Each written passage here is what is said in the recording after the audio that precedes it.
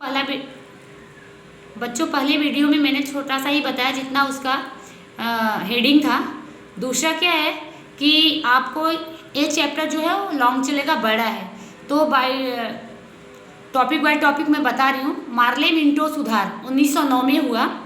फूट डालो और राज करो। अंग्रेजों का क्या नीति, पहला ही नीति था कि फूट डालो राज करो। इन्होंने यही नीति अपनाकर अंग्रेज क्या करे, भारत के हिंदू और मुसलमान को आपस में लड़ाए और अपना क्या हुआ, यहाँ पे आधिपत्य जमा लिया, अपना सरकार यहाँ पे जमा लिया। तो फूट डालो और राज करो की नीति अपनाकर अंग्रेजों ने हिंदू और मुसलमान के बीच में कौमी वैमनस्य खड़ा करने की योजना बनाई। इसी शताब्दी 1906 आगा खां के नेतृत्व में मुस्लिमों की प्रतिनिधि मंडल वायसराय मिंटो से मिला। उस समय भारतीय मंत्री मार्ले था।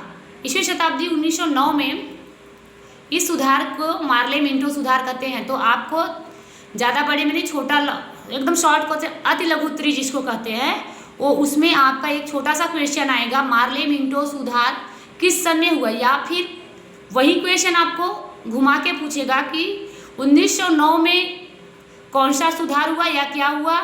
तो आपको लिखना है मार्ले मिंटो सुधार 1909 में हुआ। और किसके नेतृत्व में हुआ, तो आगा खां जो मुस्लिम प्रतिनिधि मंडल का वाइस राय था, मिंटो से मिला था। दूसरा क्या है आपका टॉपिक, गांधी जी का भारत में आगमन। सबसे मुख्य, और लॉन्ग में भी पूछ सकता है और शॉर्ट में भी पूछ सकता है। आगे मैं क्वेश्चन देख के आपको बताऊंगी कि अगर लॉन्ग में है तो किस तरीके से लिखना है और शॉर्ट में है तो आप गांधी जी, महात्मा गांधी जी का भारत में आगमन यानी कि वो कब भारत में आए। गांधी जी दक्षिण अफ्रीका में रंग भेद के विरुद्ध, रंग भेद यानी गोरे और काले, क्योंकि क्या थे, बाहर के लोग गोरे थे और भारत के लोग क्या थे, सौले काले। तो वहाँ पे हमारे यहाँ ज़्यादातर रंग भेद होता था। बाहर हमारे भारत के लोग जाते थे तो उनको ज़्यादातर इसी बात के लिए प्रताड़ित किया जाता था। तो गांधी जी को भी सबसे बड़ी परेशानी रंग के लिए ही हुआ। तो गांधी जी दक्षिण अफ्रीका में रंग भेद के विरुद्ध सत्याग्रह की लड़ाई सफलतापूर्वक लड़कर भारत वापस आए।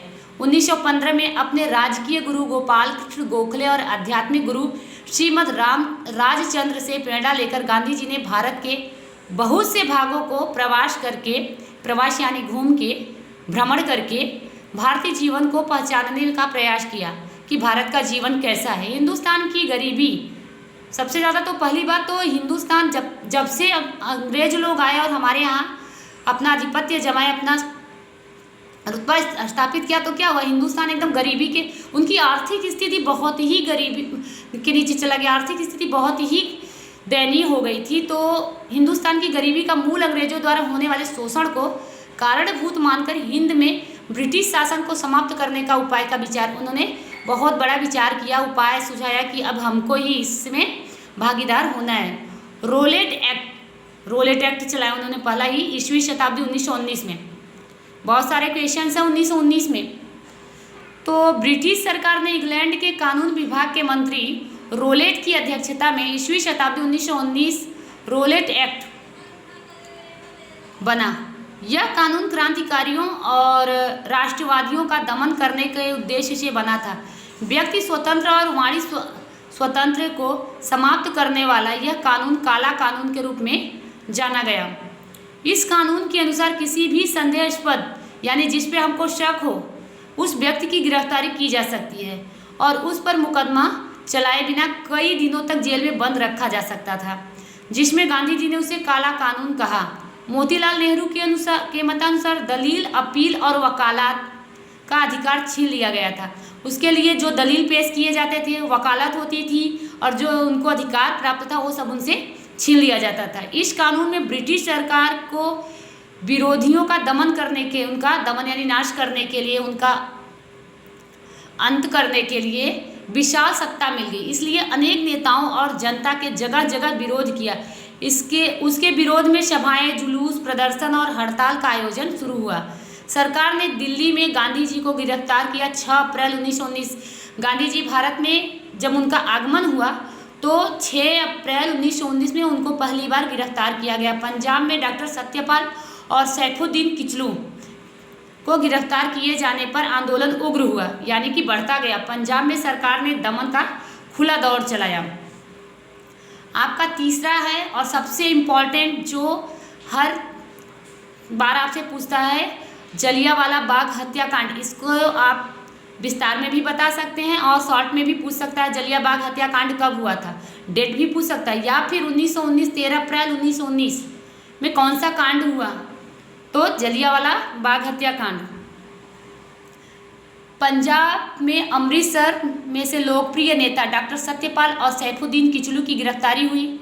उसके विरोध में बैसाखी के त्यौहार के दिन, बैसाखी पंजाब का मुख्य त्यौहार है, कि अमृतसर में स्थित जलियांवाला बाग में एक सभा का आयोजन हुआ था। वहाँ एक ऐसा बाग था जो चारों तरफ से घिरा हुआ था और इसका एक ही दरवाज़ा था निकलने के लिए, जो जलियांवाले बाग में था। तो वहाँ ही एक सभा बुलाई गई और सब जगह से बंद था और सभा में बहुत सारे लोग उपस्थित थे। सेना के सैनिकों को लेकर जनरल ओडनिल डायर वहाँ पहुँचा। ज़्यादातर उनको फेमस है डायर नाम से ही, डायर ने ही गोली चलवाई या कुछ भी ऐसे क्वेश्चन पूछता है तो डायरेक्ट डायर ही कहता है। तो आप लोग, उनका पूरा नाम है जनरल ओडोनिल डायर। तो डायर भी पूछेगा तो इसी का नाम आपको बताना है या लिखना है। वहाँ पहुँच गया बिना किसी पूर्व चेतावनी की, यानी कि वहाँ के सभा में उपस्थित लोगों को बिना बताए, निर्दोष जनता, यानी जनता को क्या पता था कि यहाँ गोली चलने वाली है, क्या होने वाला है, तो वहाँ बिना बताए निर्दोष जनता पर मशीन गन से गोलियों की वर्षा की। बाग के चारों ओर ऊंची दीवारें, बीच में खाली कुआं और बाहर निकलने का एक ही सकरा मार्ग होने से, यानी एक छोटा सा मार्ग था बाहर निकलने के। असंख्य लोग, क्योंकि भागना आसान नहीं था, सब जगह से पूरी ऊंची ऊंची दीवार थी और एक छोटा सा दरवाज़ा था बाहर निकलने के लिए, और बिना किसी चेतावनी के वहाँ पे जनरल डायर ने गोली चलवा दी, मशीनबारी करवा दी। तो फिर असंख्य लोग वहाँ मर गए। सरकारी विवरण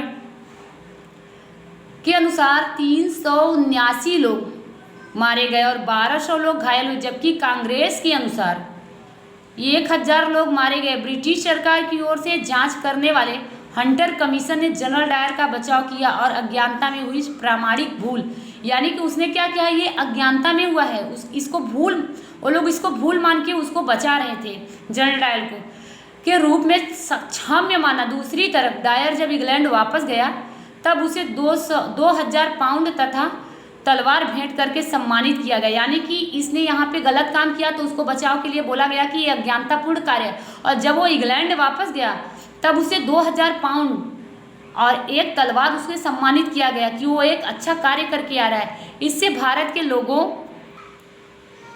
को जबरदस्त आघात लगा। उनको ये हुआ, इस अमानवीय हत्याकांड के बाद गांधी जी की अंग्रेजों के प्रति रही सही श्रद्धा भी डगमगा गई। उनके अंदर क्या था भावना, गांधी जी क्या थे, बहुत ही सत्यवादी और बहुत ही हिंसावादी। उनके अंदर ये नहीं था कि हिंसा करके ही हम अपना हक पा सकते हैं। तो जो उनके अंदर श्रद्धा बची थी अंग्रेजों के प्रति, वो भी डगमगा गया। इस घटना ने समग्र देश में राष्ट्रीय एकता स्थापित करने में महत्वपूर्ण भूमिका निभाई। असहयोग के भावी आंदोलन की भूमिका भी इस हत्याकांड ने पूरी की। आपका एक पॉइंट ये, खिलाफत आंदोलन प्रथम विश्व युद्ध के दौरान तुर्की जर्मनी के पक्ष में शामिल हुआ था। आपको बता दें, प्रथम विश्व युद्ध, द्वितीय विश्व युद्ध के बारे में आप पढ़ चुके हैं। अब ये क्या है कि प्रथम विश्व युद्ध के दौरान तुर्की जर्मनी के पक्ष में शामिल हुआ था। इंग्लैंड की विजय के पश्चात उसके साथ जो संधि की गई थी उसकी शर्तें अत्यंत कड़ी और अन्यायपूर्ण थी। तुर्कों का सुल्तान, उस समय इस्लाम धर्म का खलीफा, धार्मिक बड़ा था, उस पर जो कठोर शर्त लादी गई उसका विरोध करके उसे हल्की करने के लिए भारत में जो आंदोलन हो उसे खिलाफत आंदोलन कहा जाता है। आपको एक छोटा सा परिभाषा या छोटा सा काम करना है कि खिलाफत आंदोलन किसे कहते हैं, तो आप सीधा और सटीक में एक थोड़ा सा ही लिखना है। तुर्कों का सुल्तान, उस समय इस्लाम धर्म का खलीफा, उस समय जो कठोर शर्त लादी गई उसके विरोध में उसको हल्के करने के लिए जो आंदोलन हुआ उसे ही खिलाफत आंदोलन कहा जाता है। इतना छोटा सा ही लिखना है। अली बंधु मौलाना शौकत अली और मौलाना मोहम्मद अली इस आंदोलन का मुख्य नेता था। हिंदू मुस्लिम एकता के विचार से गांधी जी ने उस आंदोलन को समर्थन देने का अनुरोध किया। कांग्रेस के सहयोग से यह आंदोलन व्यापक बना। असहयोग आंदोलन, आपका पहला आंदोलन क्या था, खिलाफत आंदोलन, दूसरा असहयोग आंदोलन। सन 1920 से 22 तक यह आंदोलन चला। असहयोग आंदोलन को दिसंबर 1920 नागपुर अधिवेशन में स्वीकृति मिली। अंग्रेज कांग्रेस ने अब ब्रिटिश साम्राज्य के अंतर्गत स्वशासन के बदले स्वराज्य ही चाहिए ऐसी मांग बुलंद की। उन्होंने क्या कहा कि हमको यहाँ शासन नहीं, हमारा स्वराज्य ही हमको चाहिए, जिसके लिए असहयोग आंदोलन 1920 से 1922 तक चला। रचनात्मक पहलू, उसमें क्या क्या पहलू थे, क्या क्या हुआ जो बहुत ही इंटरेस्टिंग था। आंदोलन के सकारात्मक पहलू में हिंदू मुस्लिम एकता को दृढ़ बनाना, स्वदेशी चीज वस्तुओं का आग्रह करना रखना, घर घर चरखा चलाना, तिलक स्वराज फंड में 1 करोड़ रुपए इकट्ठा करना, खाद्य अस्पृश्यता निवारण, शराब निषेध, राष्ट्रीय शिक्षा का समावेश होता था। उसमें शराब का निषेध कर दिया गया था, शराब पे रोक पाबंदी लगा दी गई थी। राष्ट्रीय शिक्षा का अपने ही राष्ट्र का शिक्षा के बारे में लोगों को प्रोत्साहन दिया जाने लगा। खंडनात्मक पहलू, इसमें खंडन किया जाने लगा कि क्या हमको निकालना और क्या उसमें जोड़ना है। जबकि दूसरी तरफ सरकारी नौकरियां, धारा सभाओं, सरकारी स्कूल कॉलेजों का त्याग करना, सरकारी अदालतों, स्थानीय स्वराज्य की संस्थाओं में नियुक्ति, सदस्यों द्वारा त्याग पत्र देना। जितने भी सरकारी सदस्य थे उसमें कार्य कर रहे थे, वो क्या किए, अपना त्याग पत्र देने लगे। विदेशी वस्त्र और माल सामान का बहिष्कार किए। सरकारी कार्यक्रम और उपाधियों वगैरह का बहिष्कार जैसे अनेक कार्यक्रम का समावेश होता रहा, यानी कि उसका खंडन होता रहा, उसको निकालते गए कि हम सरकारी दफ्तरों में काम नहीं करेंगे, सरकारी स्कूल कॉलेजों में हम पढ़ेंगे नहीं, उसका बहिष्कार करते रहे। और विदेशी वस्त्र का जो वस्त्र और माल हमारे यहाँ विदेशों से आता था उसका पूरी तरह से भारत के लोग बहिष्कार करने लगे। इसी से उनको पता चल रहा था कि हमारे भारत में एकता, हिंदू मुस्लिम एकता चालू है। असहयोग आंदोलन के कार्यक्रम, क्या क्या कार्यक्रम थे, तो आपको बस इतना ही आज इस वीडियो में बताऊंगी। उसके बाद आपके आगे है चौरी चौरा की घटना, जिसके बारे में मैं आपको दूसरे वीडियो में बताऊंगी। आंदोलन के प्रारंभ में महात्मा गांधी ने अपनी कैसरे हिंद और रविंद्रनाथ ठाकुर ने नाइटहुड सम्मान आदि का त्याग किया। जो महात्मा गांधी को मिला था उपाधि और रविंद्रनाथ ठाकुर को, उन्होंने भी अपने सम्मान का त्याग कर दिया।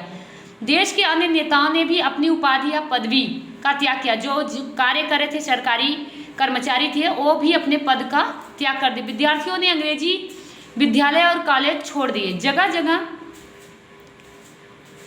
विदेशी कपड़े की होली जलाई। ड्यूक और ऑफ कैनाट भारत आया तब उसका बहिष्कार किया गया। नवंबर 1921 में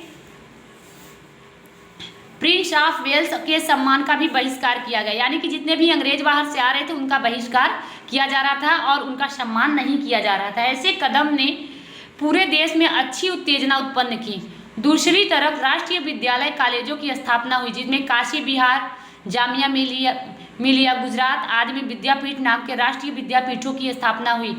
स्वदेशी का प्रचार जोर शोर से होने से इंग्लैंड के आयात होने वाले कपड़े, जूते, मौज शौक की सभी चीज़ें वस्तुओं की भारी कमी होने की उसकी गूंज ब्रिटिश पार्लियामेंट में सुनाई दी। इंग्लैंड को बहुत भारी नुकसान से सरकार चौंक उठी। तिलक फंड में 1 करोड़ रुपए से अधिक धन एकत्र हुआ तथा आंदोलन के दौरान हिंदू मुस्लिम एकता अनेक प्रसंगों पर प्रकट हुई। हिंदू जमींदारों और मुस्लिम किसानों के बीच हुआ मोपला विद्रोह टीका पत्र कहा जा सकता है और इससे ब्रिटिश सरकार ने कठोरतापूर्वक दबा दिया। इस आंदोलन को निष्फल बनाने के लिए सरकार ने दमन नीति का सहारा लिया। अंधाधुंध लाठीचार्ज, गोलीबारी, सामूहिक गिरफ्तारी और अमानवीय अत्याचार के लिए हिंदू मुस्लिम एकता को तोड़ने में असफल हुए। अब आगे वीडियो में मैं आपको बताऊंगी चौरा चौरी की घटना और असहयोग आंदोलन, स्वराज्य दल, जितने भी आपका टॉपिक है तो आप इसको देख लीजिएगा और जितना भी क्वेश्चन है मैं एक एक करके आपको बता दूंगी। थैंक यू बच्चों।